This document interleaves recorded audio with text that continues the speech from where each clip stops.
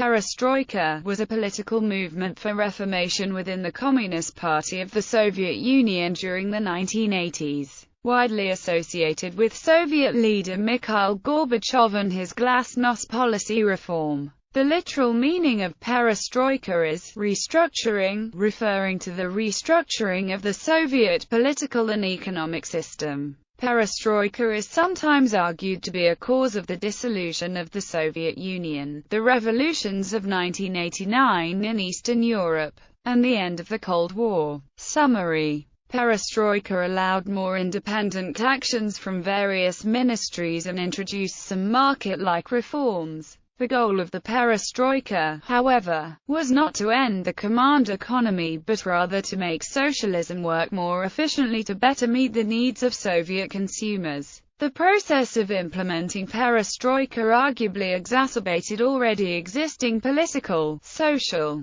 and economic tensions within the Soviet Union and no doubt helped to further nationalism in the constituent republics. Perestroika and resistance to it are often cited as major catalysts leading to the dissolution of the Soviet Union. Economic reforms. In May 1985, Gorbachev gave a speech in Leningrad in which he admitted the slowing down of the economic development and inadequate living standards. This was the first time in Soviet history that a Soviet leader had done so. The program was furthered at the 27th Congress of the Communist Party in Gorbachev's report to the Congress, in which he spoke about perestroika, uskoreniya, human factor, glasnost, and expansion of the cause ratchet. During the initial period of Mikhail Gorbachev's time in power, he talked about modifying central planning but did not make any truly fundamental changes. Gorbachev and his team of economic advisors then introduced more fundamental reforms, which became known as perestroika. At the June 1987 plenary session of the Central Committee of the Communist Party of the Soviet Union, Gorbachev presented his basic theses,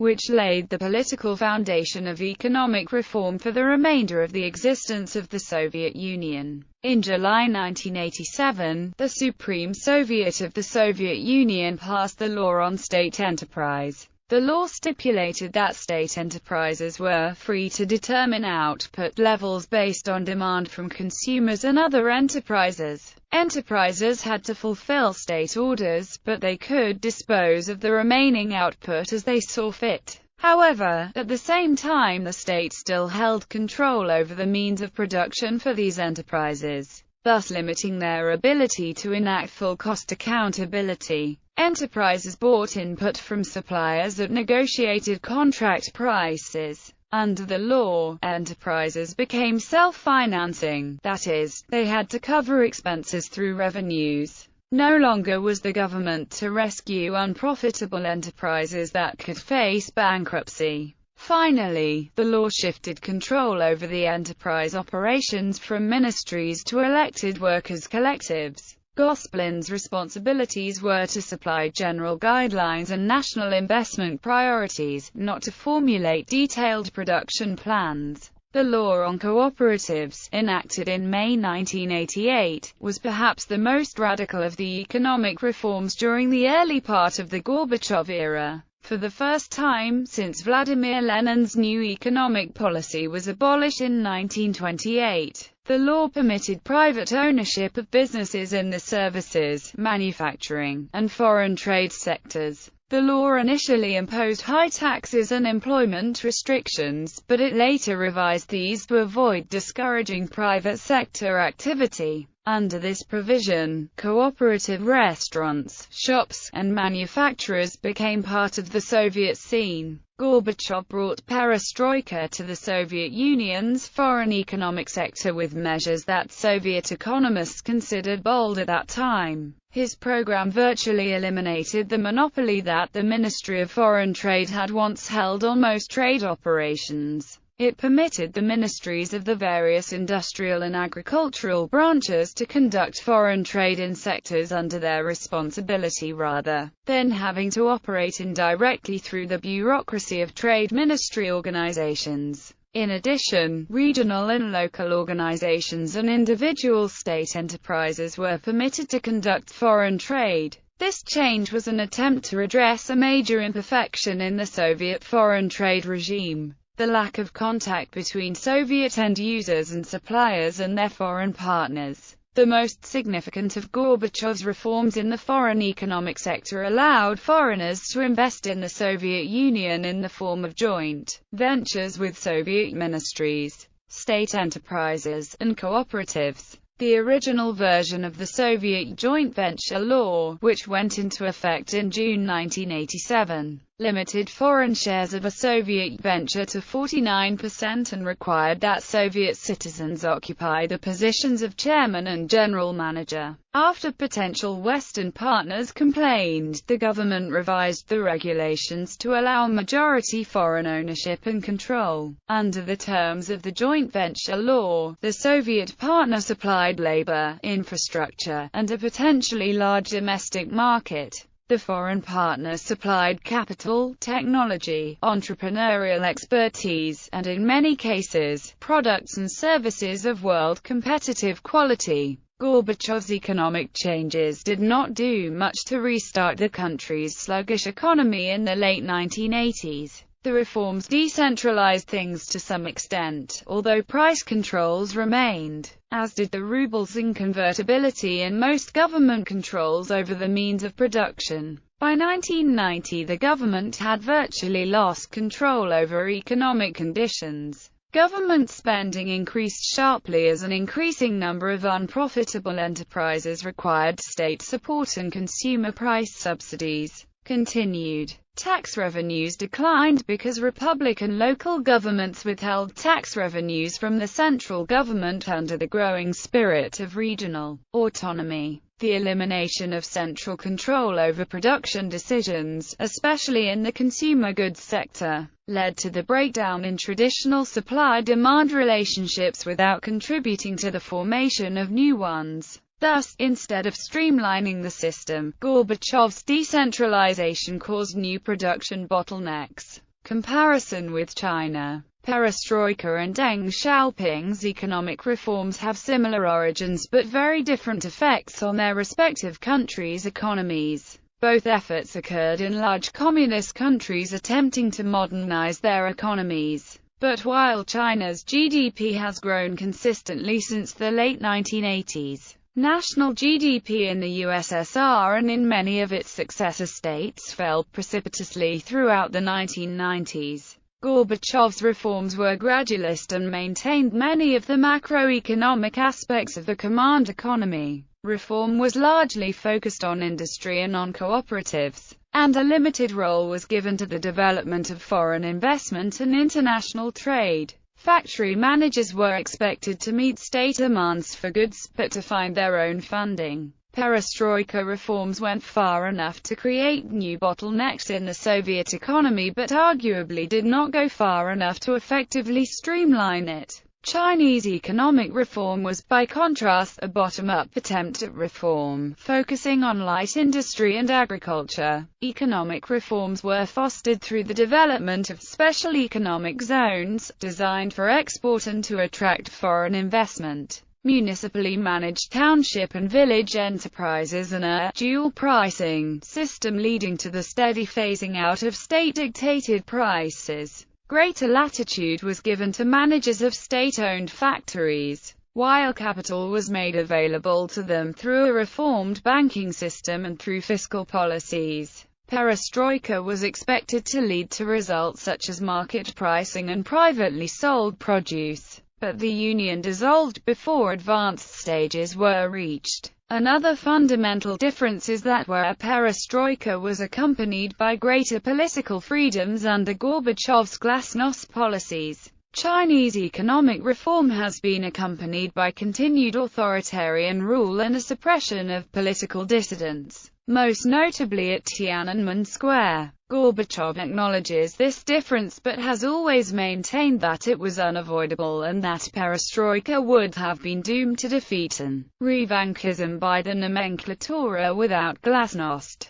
Because conditions in the Soviet Union were not identical to those in China, Gorbachev had lived through the era in which the attempted reforms by Khrushchev, limited as they were rolled back under Brezhnev and other pro-totalitarian conservatives. And he could clearly see that the same could happen again without Glasnost to allow broad oppositional pressure against the nomenklatura. Gorbachev cited a line from a 1986 newspaper article that he felt encapsulated this reality. The apparatus broke Khrushchev's neck and the same thing will happen now. Another difference is that Soviet Union faced strong secession threats from their ethnic regions and a primacy challenge by the RSFSR. Gorbachev's extension of regional autonomy removed the suppression from existing ethnic, regional tension, while Deng's reforms did not alter the tight grip of the central government on any of their so-called autonomous regions. The Soviet Union's dual nature, part supranational union of republics and part unitary state,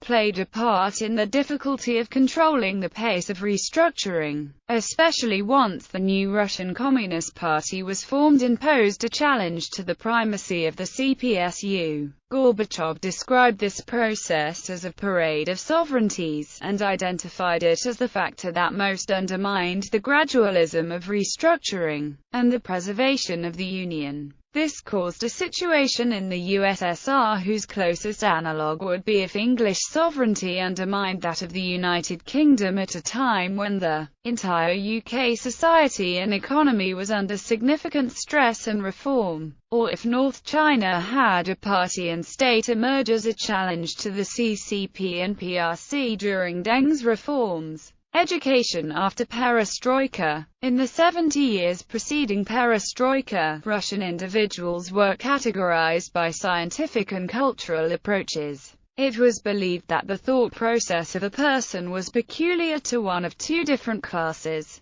the bourgeoisie or the proletariats. This categorization system did not apply to everyone, of course, but the general population belonged to either one or the other mindset. This approach was used due to its simplicity and ease of enforcement. The task of differentiating a friend from a foe was a remarkably easy thing to do, only in accordance to the touchstone of class affiliation. The only way to control people of these two conflicting mindsets were exile, confinement in a labor camp, or physical extermination. According to Stalin, peasants of this time had been liquidated. Civilians of Russia didn't see these deaths as just physical, they also saw them as the death of an idea or new ideology. This destruction of ideas led to the belief that achievements, artworks or unpublished writings were all intellectual significances that were simply deleted from the face of the earth. This death penalty was the result of a refusal to conform to the stated ideal of proletarian culture, science, painting and education, as well as with other factors. This resulted in a conflict of ideologies by the end of the 1920s in the areas of science and education in the Soviet educational system. Russian individuals came up with new ideologies. Everything that was progressive was considered to be a proletariat way of thinking, and everything reactionary were deemed as capitalist ideas and were in need of reinstatement, or even worse, deletion. At the time, there were no human values that rose above those of class boundaries. It was as simple as a community being either our people or our enemies. The same also went for individuals. Before teachers were trained for the job, they were taught the history of ideas from both progressive and reactionary thinkers' points of view. The information that was learned by these teachers was believed to be the most progressive and scientifically based. But of course there is also a less successful side to this type of educational teaching. A turn on the situation occurred with the introduction of computers.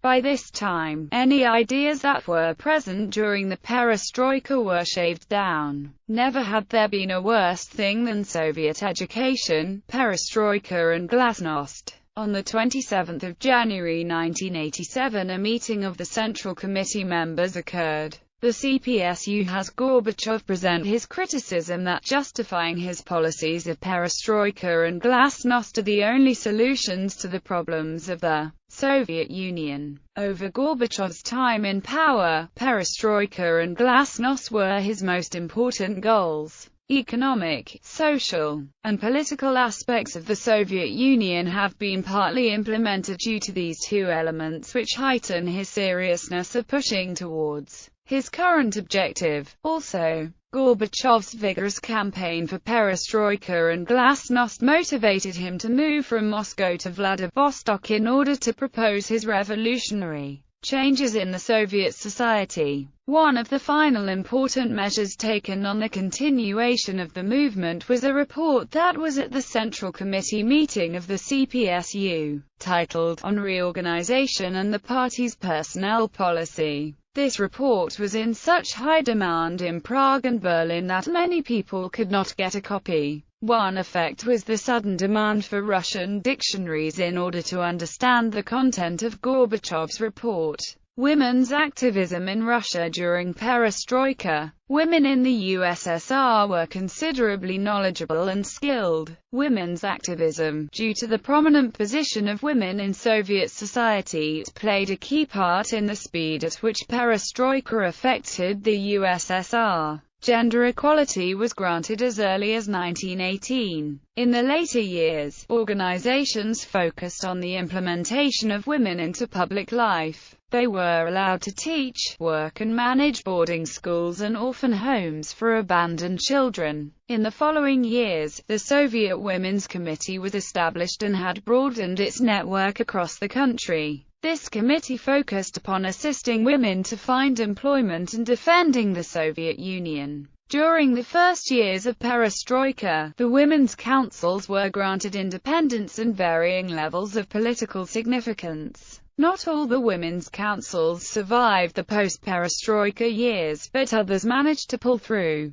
independently leading themselves forward, which signifies the success of the council. Although there are claims that women were increasingly able to voice their concerns and difficulties of gender inequality, or all of female organizations place most emphasis on gender equality. But in reality it is highly unlikely, since gender equality question was newer popular in Russia and especially in Soviet Union, which has huge number of female bias laws, some of which survives today. The activism of women may be broken down into two general sections, one of which were during perestroika and the other being post-perestroika, 1991 to 1993. During the first stage, the number of councils expanded in numbers rapidly, that by the end of the event, there were a total of 300 registered women's organizations in Russia. Until this day, 5 of these organizations have international status. 2 of them have a national status and as many as 14 have a republican status. Throughout these different councils, a vast array of activities was established to enhance the amount and types of information a woman can learn in the Soviet Union. For example, the activities ranged from economic focus like providing services, running small businesses and training to more general employment jobs like political lobbying and raising women's advocacy. It is important to note that some female political leaders like Larissa Bogoraz, Valeria Novodvorskaya and Elena Bonner all established their power with the assistance of these organizations.